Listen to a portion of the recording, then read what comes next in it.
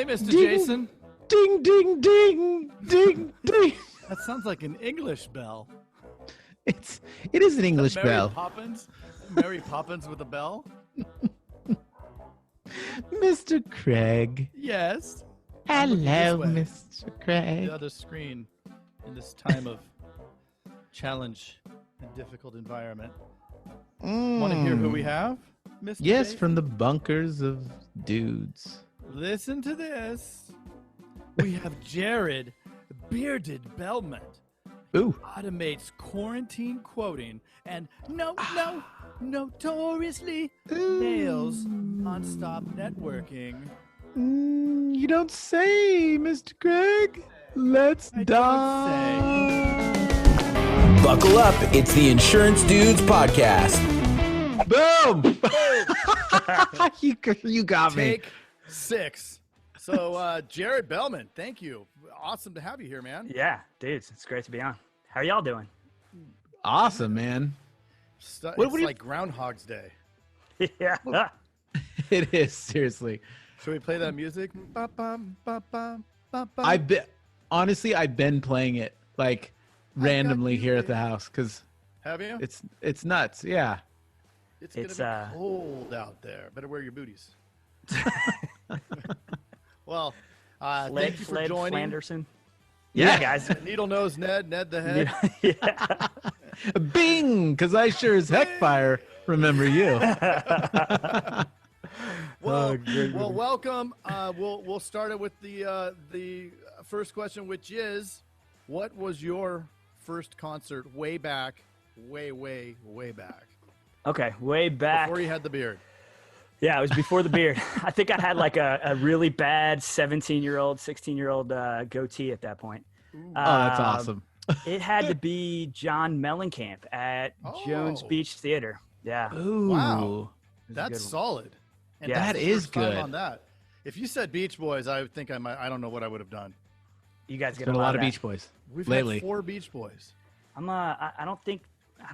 Yeah, Beach Boys was a little before my time. I'm a little younger than that. I don't miss. I mean, John Mellencamp is not Yeah, I millennial, but Yeah, I remember. Was he the still first Cougar? video. I think yeah, no, I never don't the think he Cougar. was still Cougar because it would have been 97, 98. I don't know if he was.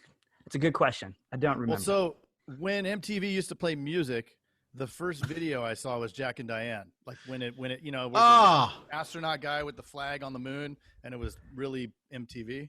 Yeah. My introduction to Jersey MTV was more Nirvana and 9 Inch Nails that time. Yeah, Nice. That was a good time too. that Yeah. was a very good time. Beginning of the '90s was fun. Well, Still music.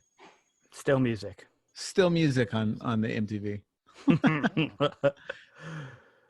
So Jared, take us from MTV circa 90s to now, and how did you get where you're at, and where are you at? Yeah, so let's real quick rewind back to 99, graduated high school, left Long Island, New York, and Long Island, moved to North Carolina, went to Appalachian State, loved Nice. it, spent 7 years there through the national championships and the Michigan game, then needed to get a real job, so moved to Charlotte, North Carolina, and that was That's the big 2000. city. Yeah, the big city. 2007, so nobody was hiring, and worked in a restaurant, so was bartender server.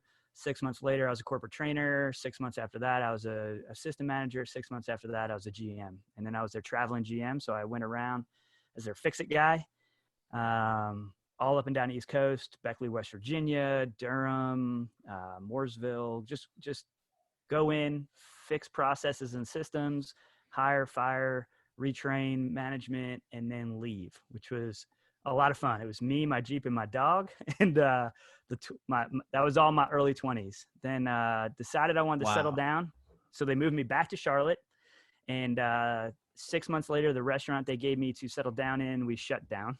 So then I was floundering again, and they said, "Hey, do you want to go back to Western North Carolina?" I said, "Yeah, definitely. I would love to be back in the mountains," and moved me to Asheville. And I ran that store for 2.5 years. 10 days after moving up here, I met my wife. She wasn't my wife then. She's my wife now. I know. That's weird, but yeah. And then But after a little bit, she had a 7-year-old daughter, and it was, just add water family. So I had to make a choice, and the restaurant was not it. And got into insurance with a captive agency here. And after about a year and a half, realized that wasn't my mold, and went independent with a independent agency that had just gone scratch within like 3 months. They needed a producer. The guy was rolling his old book. And the carrier said, that's great and all, but we need some new business. You need to get some new business. So he hired me to do that. And I spent 5 years building his book of business. At the end of that, I had about 88% of the book was mine, but no ownership, nothing to stand on. He controlled everything. I was just a producer.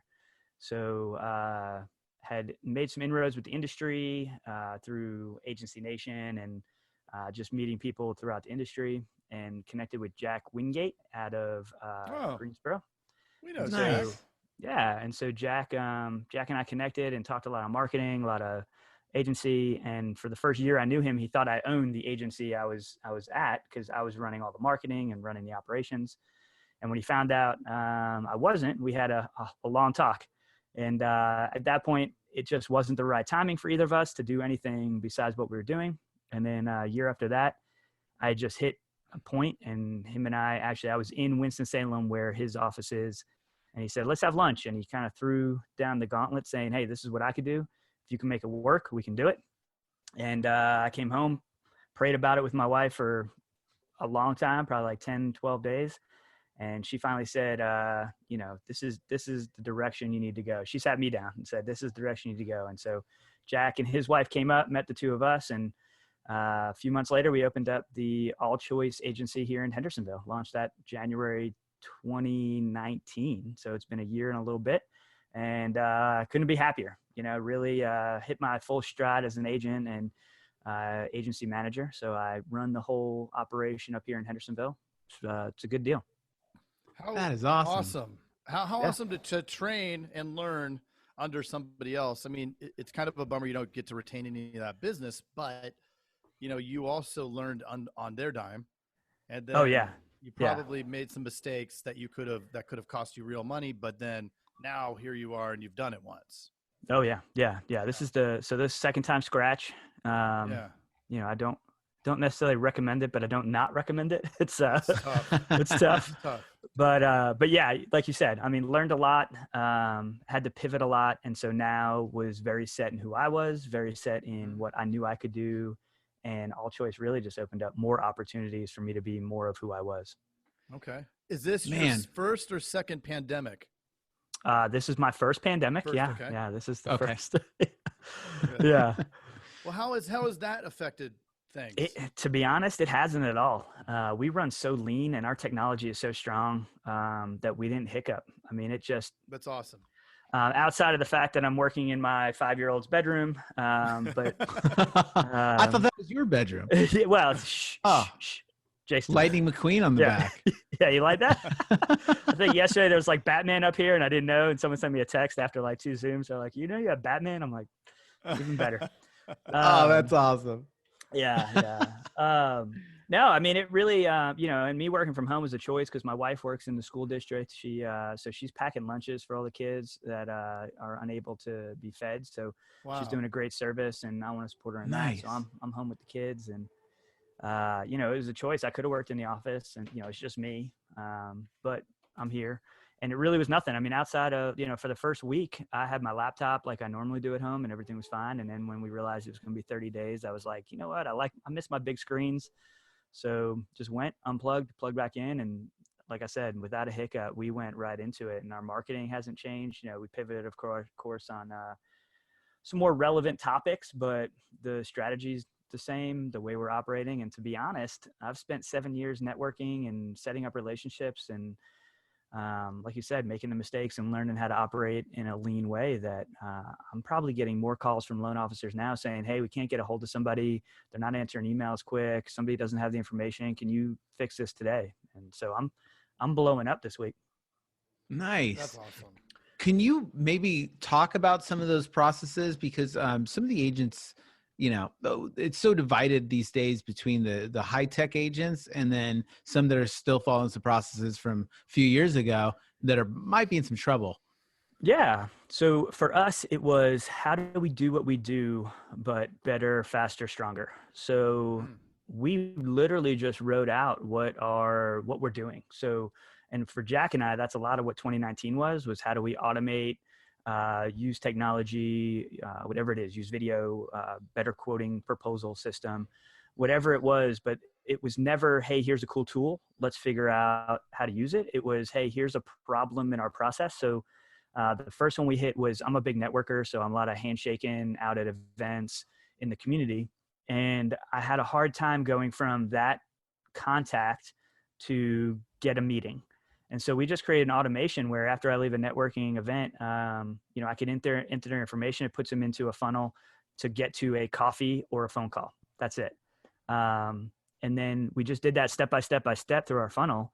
And so quoting, we first went to video proposals, and now we use a program called Get Accept. But, it's not getting stuck up on what the program is. It's that we needed to quote faster and get more analytics back to see what people were watching on our video, what people were asking about, and how that was going to solve that process step. And, when you really talk to I love talking to some, 60-year-old, 65-year-old agent who has this sales process in their own head. And I'm like, man, if I could automate that, it would be, killer, because they got the skills. It's just, I have the technology and I'm able to keep up with old school guys that have been doing this for 20, 30 years.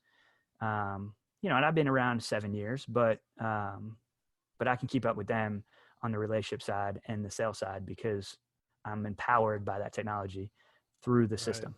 But yeah, so that's really so much faster. Right. Yeah. I mean, and my biggest thing was 2 years ago, the amount of time I spent in a week texting, calling, emailing prospects that I was waiting for information back, or they got a quote and then I wanted to follow up with them. I don't do hardly any of that anymore because it's an automated process. And so I get more touches. The wording's always right and consistent and better than anything else. But yeah, so that's really what where we're at. We just kind of take those systems and processes that we know work, and we're not reinventing the wheel. We're just adding better tires. And I love how you said that. That you didn't use the technology just to have the technology. Like you were using it to solve a problem. Exactly. It's not, there's so much technology. People go after the shiny object, and that's not what we want to do. Especially as trusted advisors, we shouldn't be chasing shiny objects. We should have a process that needs to be better, and then find a solution to that instead of chasing something cool. Yeah. I think I think some agents are threatened by the technology where, honestly, it's like you said, where it's a tool so that you can do what you do best more. Right. Talk about some of the automation, talk about what you feel are some of your strong suits in your office and kind of what advice you would give other agents. Yeah. So the probably the number one thing that over the last year and a half has really helped me is we use Marblebox virtual assistants to do our quoting. And so I gather all the information, punch it into an online form we have, or the clients are punching into the online form and I'm making sure it's correct. And I'm sending it over to the virtual assistants. They're data entering into X number of carriers, X number of policy, so if it's home, auto, umbrella, they're knocking it all out, sending me. And, if I know it's going to fit one carrier better than other, I'll have them run multiple options in that carrier. And within 4 hours, I'm getting an email back that I just have to go through, analyze it, put the proposal together and go. And that has allowed me to do, I used to be able to knock out 2, 3, on a good day, 4 solid proposals. I've done 8 in the day before because I'm not having to do the data entry and all that. And so that process alone just empowered me to expedite processes, take care of loan officers, take care of clients that are looking to make quick decisions. And when you're the first one back with a solid 4-option proposal and someone else is like, because I know there's carriers, especially some of the captives out there, that they quote over the phone. And I think that's great. I think it's smart, but I don't have the time to do that with 8 people, right? I can't do 8 of those a day. Solid home auto umbrella, fully quoted, fully advised, and 4 options for each one. But I can do that now with virtual assistants and the quoting process that we have. Nice. Leveraging technology. So awesome. Yeah. That is crazy. What would you say was I mean, when you first started, especially when you're just you're just learning the business as a sales agent, what were some of the big ahas that you had that maybe somebody gave you some great advice that kind of just took your game to the next level? Yeah. So early on, I come from the restaurant industry where when you come in my door, you're hungry. I could sell anybody that, like I'll upsell. You're coming to me hungry. I could feed you. But in the insurance industry, we're having to go out and hunt a little more. So really community and relationships was the best upfront advice I got about 7 years ago. Is I just didn't have, I'm not a local guy. I'm not from here. I didn't have spheres of influences and friends and family I can go after. So they said, the advice was serve your community first, be known as someone that they can trust and has a good, you can have a good relationship with, and the sales will come after that. And it was a longer play, but 7 years later, I could tell you that situations like this pandemic that we're in, I mean, I'm crushing it because the relationships are so strong. I'm trusted. I don't need to see you face to face. You already know who I am. And I built those relationships. I shook those hands. I spent time giving back to my community. And the first thing I did was join my daughter's PTO at her elementary school because I knew I couldn't just go to the chamber and say, I'm going to look for business. I just knew I would do that wrong. So I went to the PTO and said, hey, I'm going to build a sphere of influence of all the PTO moms and just serve. And I get to be around my daughter more and I get to be in her school more and be in the community. And because I led with that community first and not asking for a sale, I still get referrals from those moms that are now have middle school kids. One of them I just wrote, they were in 6th grade then, and they're getting their permits now, and so it's like, hey, let's get these new drivers on, solid policies. So it all comes to fruition when you lead with love and lead with community first. I would say that's the first upfront advice I got. I love that. And you're right. It is a longer play. It's advice that you hear about from the ancient days of insurance, and probably a lot of younger people don't use that advice because of the Facebooks and such. But it's so cool that you brought that up, that it's paid you dividends over the years, especially now. So you joined the PTO. What else would you advise joining for those kind of relationships? Yeah. So for me, it was the PTO to get involved with my daughter. And of course you want to get in something business, creating those business relationships and business peers. And especially with me, who has spent a lot of time building relationships in the real estate community. I joined a local small association. So it's the Fletcher Area Business Association. It's a small municipality business association that started 20 some odd years ago with like 6 businesses saying they wanted to make sure the business was done locally here in Fletcher.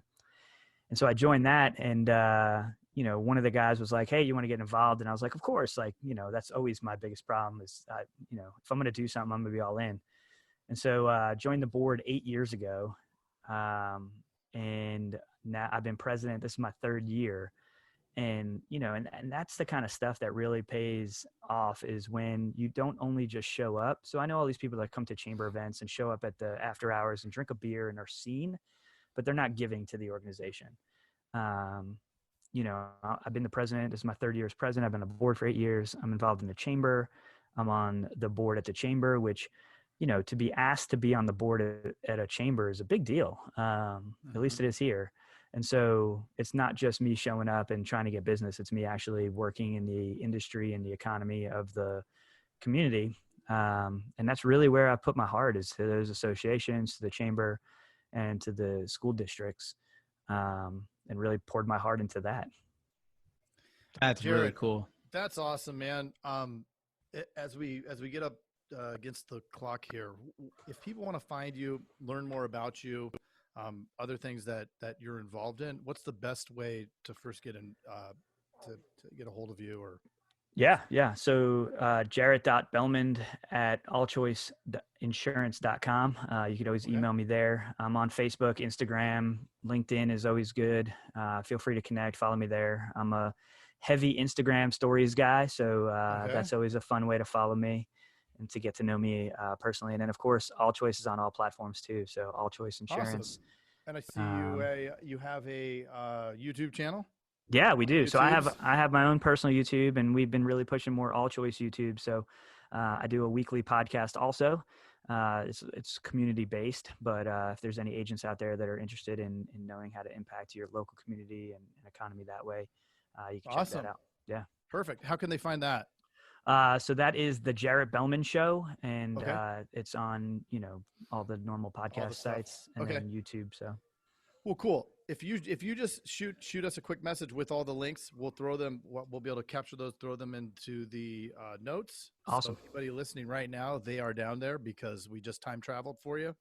And hey, man, we really, really appreciate you coming on. Yeah, awesome, dude. Look forward to chatting you down the road. Appreciate it. Awesome stuff. Thank you so much, Jared. No, my pleasure, guys. Appreciate all you guys do. Okay. Oh, thank you. All right. Have a good one. Later. Hey, you've got to check out the Insurance Dudes Inner Circle coming soon, where you get extended interviews as well as live coffee talks in our private Facebook group. Join the mailing list today at theinsurancedudespodcast.com. Hey, thanks for checking out the Insurance Dudes. Hey, please subscribe. We got some really great stuff coming out.